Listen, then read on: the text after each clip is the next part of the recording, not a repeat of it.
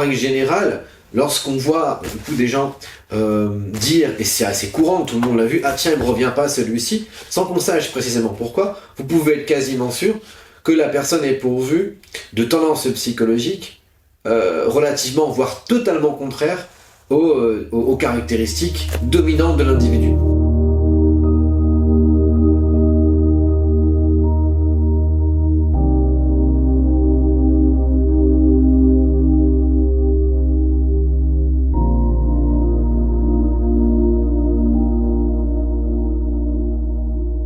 Alors on a vu précédemment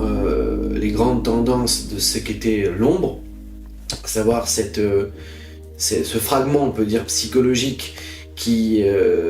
du coup alimente nos peurs, agit sur nos intentions, et on avait brièvement évoqué l'idée qu'elle agissait en fonction aussi des caractéristiques psychologiques précises de la personne. À savoir que, à titre d'exemple, quand un individu est pragmatique, si je prends le cas du sensation, eh bien il va avoir en horreur, ou plutôt lui déplaira les comportements de ceux qui sont poétiques, spéculatifs, intuitifs, c'est-à-dire axés sur une action qui n'a pas une visée pratique. Et donc, quand on cherche l'approbation auprès de quelqu'un, on se rend compte, lui il est comme ci, comme ça, on cherche à avoir disons un appui d'un ami qui viendrait là confirmer notre perception. En réalité, cette perception, elle a besoin de s'appuyer sur, du coup, on pourrait supposer un allié, parce qu'elle est viscéralement, elle est perturbante, et elle est inexplicable, c'est un jaillissement irrationnel de frustration. Et la réalité est que tout ce qui ne vit pas chez vous, c'est-à-dire tout ce qui n'est pas différencié, c'est-à-dire présent à minima comme tendance psychologique, sur lesquelles je vais revenir, eh bien vous exaspérera chez l'autre. C'est une tendance. Donc, la projection de l'ombre est en réalité une tendance que l'individu aura à excessivement déconsidérer un comportement type qui est totalement contraire, évidemment, à la norme habituelle de fonctionnement, donc, disons, de mise en lien avec le monde, souvent considérée comme efficace par l'individu. Et donc, à partir du moment où cette réalité se mécanise, eh bien, l'ombre va chercher continuellement, à se nourrir à travers, du coup, ces accusations. D'accord ? Alors, on peut même parler à plus grande échelle, du coup, en politique, par exemple, de ce phénomène-là, où on va mettre en lumière des tendances négatives d'une catégorie de population, parce qu'elle s'inscrit en porte-à-faux, en opposition avec celle d'une autre, souvent autochtone par ailleurs, et c'est bien souvent parce que, en réalité, les tendances sont totalement inverses. Si je caricature volontairement ici, je prends par exemple des personnes issues des communautés du Sud qui ont une tendance à avoir un rapport au temps qui va être beaucoup plus léger, beaucoup plus doux, vont être incriminés par des personnes du Nord dont le comportement est bien plus productif, les idéaux sont bien plus axés sur l'efficacité, sur la quantification, on va dire, de production, et par conséquent sur la somme des résultats qu'on peut observer. Il y a d'un côté une psychorigidité dans le quantitatif, et de l'autre une relaxation et un rapport au temps qui va être totalement délié ou relativement délié de ce besoin exclusiviste, disons d'efficacité et d'utilitarisme. Et donc en fait, on observe une chose qui est simple, c'est que d'un côté on va avoir une catégorie de personnes incapables d'être en relaxation, donc ils sont tourmentés par les obligations permanentes et ils somment les autres d'être aussi tourmentés qu'eux par la nécessité de produire. Il va avoir de l'autre côté une catégorie de personnes qui, elle, est dans une espèce d'immanence, une espèce de rapport au temps qui ne se soumet pas à l'utilité pratique, mais qui va être plutôt détendu relativement et aucunement sous pression, ou beaucoup moins que la catégorie de personnes précédemment citées. Et donc on peut supposer que chez l'un existe une tendance excessive, d'accord, dont le contraire est vu et diabolisé démesurément chez l'autre. Et bien ça, à une échelle du coup collective, ça amène du coup les conflits, les guerres, on peut même supposer plus encore, voilà, dans les grands conflits guerriers, les déportations et autres massacres. Et bien à l'échelle psychologique individuelle, ces phénomènes existent aussi. où finalement on se coalise contre une catégorie de personnes dans des petits groupes censés être totalement opposés au mode de fonctionnement individuel, ou alors même en famille, où tel cousin, tel frère, telle sœur qui a un mode de vie différent va être considéré lors des repas de famille comme un marginal, outrancièrement différent des autres et qui cultive impunément cette différence. Or, il faudrait le ramener dans le rang. Eh bien, il s'agit psychologiquement d'un phénomène qui existe en soi, pour la personne. C'est-à-dire que ce qu'on ne vit pas en nous, si moi par exemple, ou un autre, peu importe, je suis dans une espèce de satisfaction à l'idée de faire du sport en permanence, je vais moi calibrer mon identité sur une exaltation disproportionnée de cette valeur-là. Et donc je vais critiquer tous ceux qui font pas de sport avec l'idée que ma qualité, ma supériorité, du coup, s'exprime par ce biais-là, et que, plus encore, elle s'appuie sur ceux qui n'en disposent pas. Or, il s'agirait peut-être pour les non-sportifs d'être plus sportifs, mais pour le sportif, à titre d'exemple, de déployer peut-être plus de facultés cognitives ou de facultés créatives en dehors de cette capacité de résistance. Et donc l'idée, c'est que tout ce qu'on ne développe pas en nous, un minima, finit par nous exaspérer chez l'autre. Voilà comment fonctionne, en gros, l'ombre dans sa réalité, on va dire, pratique quotidienne, si je puis dire. Pour essayer de concrétiser ça et vous offrir une représentation plus directe et plus visualisable, en fait, du phénomène, il faut supposer que ces profils-là sont courants dans votre entourage, peut-être même vous-même, parce que vous avez des fonctions psychologiques inévitablement, et qui se traduisent d'une manière bien précise, même si celle-ci peut s'appliquer de milliers de façons. Je prends le cas de figure du pensée, donc peu importe qu'il soit par ailleurs introverti ou extraverti, c'est quelqu'un qui va avoir tendance à emmagasiner l'information et privilégier l'analyse de l'information au détriment d'une disponibilité, on pourrait dire, émotionnelle immédiate. Donc c'est le profil, si on le caricature, qu'on peut qualifier de psychorigide,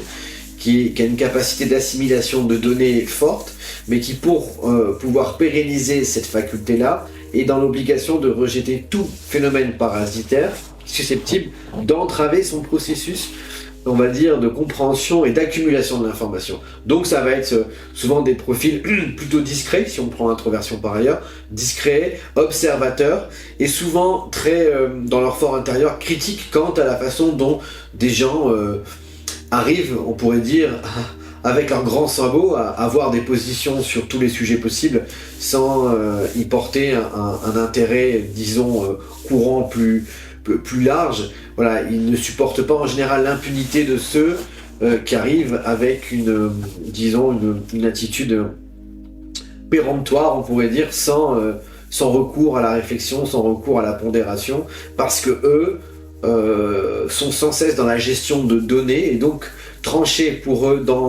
du coup définitivement relèverait peut-être de quelque chose relevant de la faille ou plus simplement de la facilité. Donc c'est des spéculateurs, bien qu'il ne s'agit pas forcément de dire qu'ils sont super intelligents. L'intelligence, c'est le moyen par lequel on utilise l'information pour la comprendre et éventuellement s'en servir à des fins opérationnelles. Mais là, en l'occurrence, le pensée, il va être plutôt dans une posture de gestionnaire de l'information et fondamentalement, il va du coup avoir un désaveu pour tout ce qui est spontané dans, on va dire, l'expression émotionnelle. Si on prend le profil inverse, l'idée c'est que la chose est ce qu'elle est, grosso modo, c'est-à-dire en gros, voilà, je ressens quelque chose, et la primauté du sentiment. Si j'ai ce sentiment-là, c'est qu'il a une légitimité en soi. Il n'y a pas lieu de le compenser, il n'y a pas lieu de l'analyser, il n'y a pas lieu de le filtrer, au bénéfice peut-être d'une vision plus élargie, d'une compréhension plus perspicace. Non, le sentiment est ce qu'il est. Si je ressens ça, c'est que forcément ça a une raison d'être et je me dois d'aller au bout de ce que j'ai ressenti. Ce qui évidemment engendre chez le profil contraire une frustration pour le moins et bien souvent même une irritation forte. Et donc le type sentiment est un type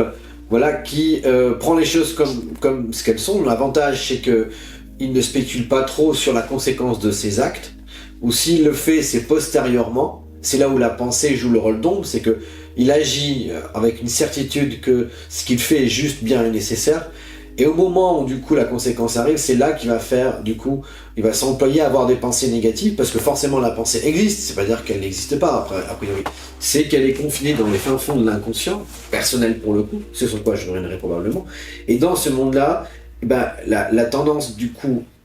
à la réflexion s'effectue dans le cas d'une frustration, donc disons d'une situation défavorable sur le plan psychologique. À l'inverse, le profil pensée, lui, va avoir les sentiments négatifs. C'est-à-dire qu'en gros, dès qu'il, pour une relation par exemple avec une femme, ce qui est souvent le cas le plus, disons, explicite à mettre en évidence, dès lors que l'irrationalité, c'est-à-dire la tendance à devoir faire des choses qui ne font pas sens de par son, disons, sa vision des choses, va le conduire à se refermer et à vouloir du coup éviter de faire face à des sentiments qu'il ne considère pas comme justes dans le cadre de ce qui est pour lui dans son opération courante nécessaire. Et donc, il va y avoir un sentiment négatif qui s'emploie à être corrigé par, du coup, une pensée rationnelle compensatrice. Au même titre que pour le profil sentiment, il y aura des pensées négatives qui vont être contrebalancées à terme, pour les réguler, par, on va dire, de l'action ou des sentiments figés, souvent inamovibles, qui finiront à terme, encore une fois, par être déstabilisés par des pensées négatives. D'où l'intérêt dans les deux cas ici présents, d'intégrer au maximum, du coup, la fonction qui est la moins vivante, sans quoi les mécanismes de refoulement, les mécanismes de projection de l'ombre s'avéreront être infinis et de plus en plus impactants, compte tenu simplement de l'accumulation dans le temps de ces situations de frustration et d'impuissance. Donc voilà pour le profil pensée et sentiment. Alors si je prends moi donc les deux autres profils courants, donc sensations, dont j'ai pu dire tout à l'heure qu'il s'agissait de profils pratico-pratiques, axés principalement sur l'efficacité de leurs actions, et la valeur n'a les choses n'ont de valeur et de sens que dans la mesure où elles sont considérées comme du coup son plan pécunier par exemple, hein, comme ayant du coup comme ayant une reconnaissance. Donc c'est plutôt le monde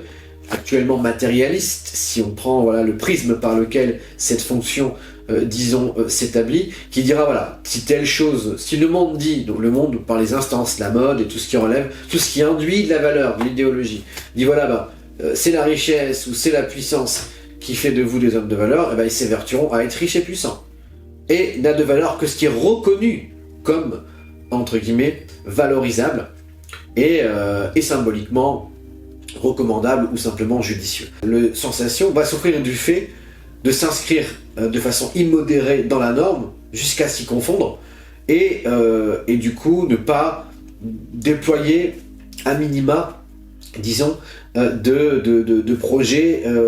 personnels qui permettraient de créer une distinction qualitative indépendante des critères de jugement qui sont ceux voilà, que le monde suggère ou impose en fonction d'ailleurs du temps, parce qu'il va de soi qu'aujourd'hui, à titre d'exemple, être trader, même si ça change, est riche en dépit de l'aspect moral des actions qu'on mène, est plutôt validé. Or, cette posture-là, cette possibilité-là n'était pas valide il y a 500 ans, c'est plutôt les prouesses guerrières qui permettaient d'être promus ou considérés dans une échelle de valeurs plus ou moins importantes. Donc le sensation, lui, va se greffer sur, voilà, il se pose pas comme savoir quelle est la valeur, disons, des règles et des modalités par lesquelles je dois passer pour obtenir la gloire, la considération et plus simplement la réussite. Or, l'antithèse, c'est du coup l'intuition, qui elle est une fonction qui n'est pas automotrice, mais tout au moins qui est plutôt du genre à se satisfaire de quelque chose, de créer quelque chose de non conforme. La créativité, et l'intuition précisément, c'est une fulgurance d'informations subtiles qui n'est pas mandatée par le monde, d'accord, et non plus produit pour le monde, d'accord. L'intuition, c'est ça, c'est une information subtile qui vient du coup d'un espace non conventionnel, qui n'est pas mandaté par le monde et qui n'est pas produit pour le monde. Les œuvres d'art, par exemple, sont produites, alors quand je parle d'art au sens large, pas au sens de l'industrie de l'art moderne, qui est autre chose, qui est plutôt quelque chose d'ambivalent sur cette question, sur ce point en tout cas, mais c'est l'idée que on peut se situer, se déployer, se développer en dehors d'une convention. Donc l'intuitif va souffrir du fait d'avoir besoin d'un espace alternatif, et donc du coup d'éloignement de la norme. Or l'intuitif souffrira d'un manque d'incarnation parfois et d'intégration à la collectivité dans ce qu'elle a le plus normal, ce qu'elle a le plus fonctionnel de sa personnalité, qui sera plutôt mise à la marge. En gros, voilà ce que je peux te dire du mode de fonctionnement global, même s'il y a mille et une choses à ajouter, mille et une nuances, parce que ceci étant dit, il y a des fonctions dites intermédiaires, comme en l'occurrence là, pour l'intuitif, ce serait le penser et du coup le sentiment, qui viennent comme des mandataires aussi, essayer de négocier avec le moi aux commandes, structuré principalement par la fonction dominante, dont j'ai parlé abondamment depuis tout à l'heure. Voilà.